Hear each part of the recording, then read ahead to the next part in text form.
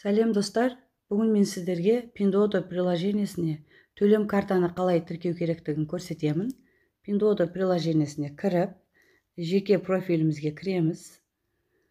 Мұна тұрған иероглифті басамыз. Үшінші қатардағы стрелканы басамыз. Осындай 6 цифр, яғни 6 сандық код теру керек болады. Бұл біздің төлем кодымыз.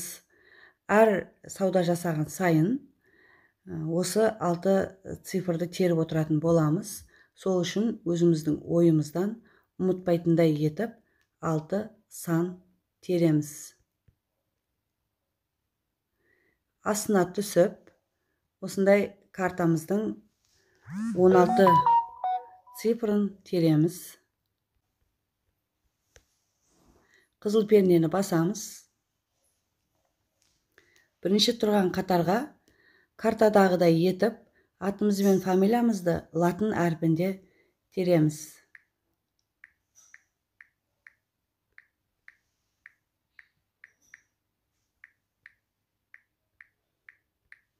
Екінші қатарға картамыздың жарамдылық мерзімін тереміз.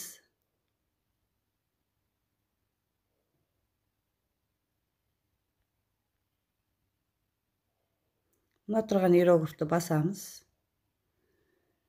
Үшінші қатарға картаның артындағы 3 санды тереміз. Қызыл пернені басамыз. Картамыз тіркелді.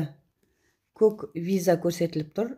Мен сіздерге көрсету үшін екінші картамды тіркелдім. Сол үшін менде 2 көк виза жанып тұр. Енді картамыздың тіркелген-тіркелмегендігін тексеру үшін мұна тұрған стрелканы басамыз. Үшінші кнопканы басамыз. Сол кезде сіздердің карталарыңыз көрсетіліп тұрады.